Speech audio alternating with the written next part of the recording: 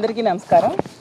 ఈరోజు కూడా చూసాం ప్రభుత్వం ఈ డిఎస్సి మీద జరుగుతున్న అక్రమాల మీద చర్చించమంటే చర్చించకుండా పారిపోయింది. నిన్నటి నుంచి కూడా మా వైఎస్ఆర్ కాంగ్రెస్ పార్టీ కౌన్సిల్లో మొత్తుకుంటూ ఉన్నాం ఈ డిఎస్సి అక్రమాల మీద చర్చ కావాలి అని చెప్పేసి. కానీ అక్కడ అక్రమాలు జరిగాయి కాబట్టి వీళ్ళు చర్చకు భయపడిపోతూ ఉన్నారు. ఎందుకంటే నిన్న కూడా లోకేష్ గారు అసెంబ్లీలో మాట్లాడారు. అక్కడ ప్రతిపక్షం లేదు కాబట్టి ఇక్కడ ప్రతిపక్షం ఉంది కదా, మా దగ్గర మాట్లాడాలి. అలాగే అతను చెప్తూ ఉన్నారు, నేను 4 సార్లు సవాల్ చేశాను జగన్మోహన్ రెడ్డి గారు చర్చకు రాలేదు అనేసి. మేము 400 సార్లు మీకు సవాల్ చేస్తూ ఉన్నాం, మీరు చర్చకు రండి. ఎందుకు ఇప్పుడు కౌన్సిల్లో మీరు చర్చకి ఎందుకు భయపడి పారిపోతూ ఉన్నారు లోకేష్ గారు అని నేను అడుగుతూ ఉన్నాను.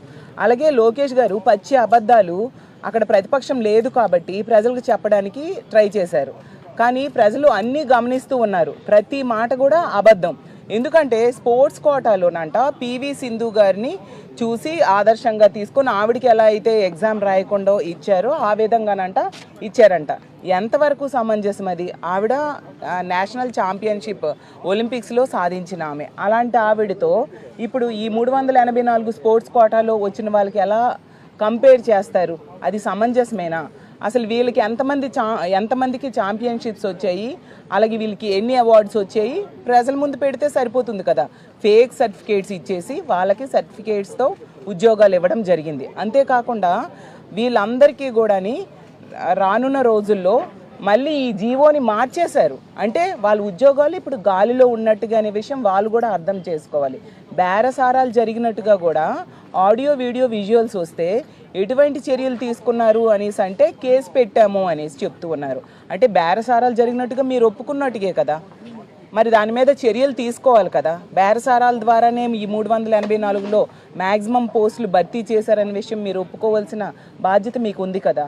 అలాగే చంద్రబాబు నాయుడు గారు ఎంత ఘోరంగా మాట్లాడుతూ ఉన్నారంటే, జగనన్న అంటే అసెంబ్లీకి రాకుండా పబ్జీ ఆడుకుంటున్నారంటూ చాలా చులకనగా మాట్లాడుతూ ఉన్నారు.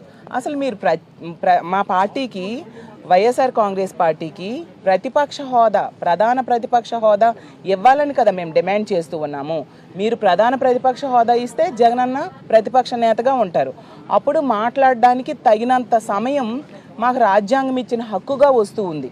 అప్పుడు మీ అందరికీ కూడా ఈ విషయంలో డిఎస్సిలో జరిగిన అక్రమాల విషయంలో చుక్కలు చూపించడానికి జగనన్న రెడీగా ఉన్నారు. మీరు భయపడి ప్రతిపక్ష నేతగా జగనన్నకు అవకాశం ఇవ్వకుండా ఇలాంటి మాట్లాడితే ఎంతవరకు సమంజసం? జగనన్న వెనక ఉన్న వాళ్ళేమో గంజాయి బ్యాచ్ అని చంద్రబాబు నాయుడు గారు అంటూ ఉన్నారు. దీన్ని నేను తీవ్రంగా ఖండిస్తూ ఉన్నాను. అసలు గంజాయిని ప్రోత్సహిస్తూ ఉంది ఈ కూటమి ప్రభుత్వం. ఎందుకంటే తెలుగుదేశం పార్టీకి చెందిన ఎమ్మెల్యేనే చెప్పడం జరిగింది. తెలుగుదేశం పార్టీ ఎంపీ ఒక ఆయన పోలీసులను పెట్టి గంజాయి వ్యాపారం చేస్తూ ఉన్నారు అని చెప్పేసి. అంటే ఎంత సిగ్గుచేటు.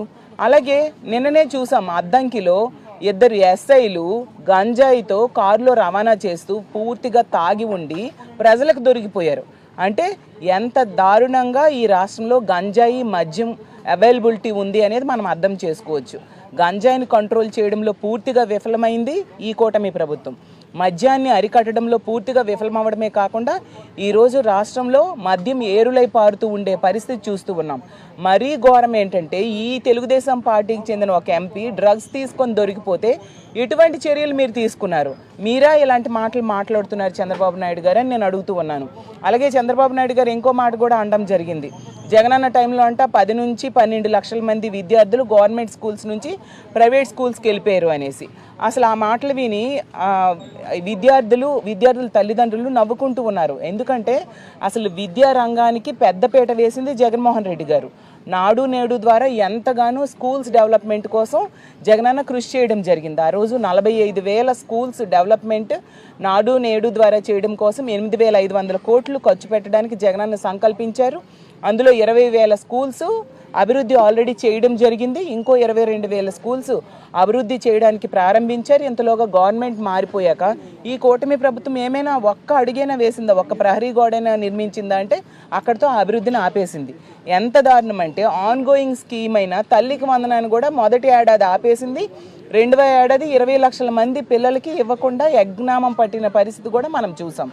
అలాగే విద్యా కానుకను కూడా 2వ ఏడాదే ఇవ్వలేక చేతులు ఎత్తేసిన పరిస్థితి కూటమి పాలనలో మనం చూస్తూ ఉన్నాం. అన్ని రకాలుగా ప్రభుత్వ పాఠశాలను నిర్వీర్యం చేస్తూ ఉండే పరిస్థితి. అలాగే నిన్న చూసాం సాలూరులో ప్రభుత్వ పాఠశాలలో గోడ కూలి విద్యార్థి చనిపోవడం జరిగింది. అంటే ఎంత దారుణంగా విద్యా రంగాన్ని వీళ్ళు నిర్వీర్యం చేస్తూ ఉన్నారో అర్థం చేసుకోవచ్చు.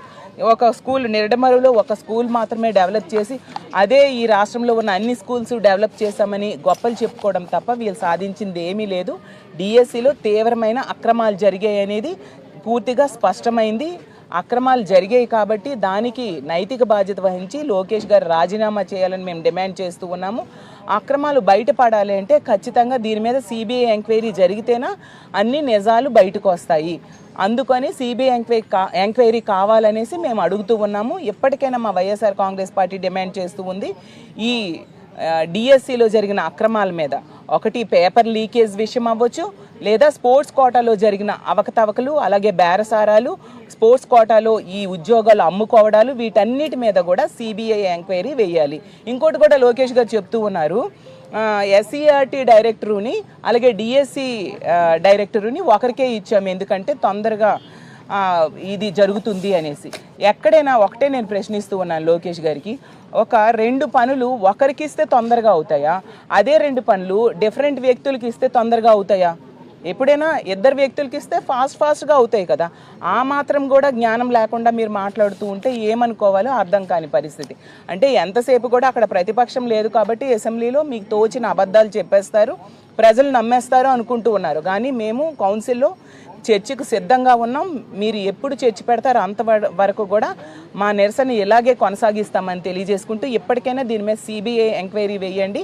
బాధ్యత వహించి లోకేష్ గారు, నైతిక బాధ్యత వహించి లోకేష్ గారు రాజీనామా చేయాల్సిందిగా మా వైఎస్ఆర్ కాంగ్రెస్ పార్టీ డిమాండ్ చేస్తుంది.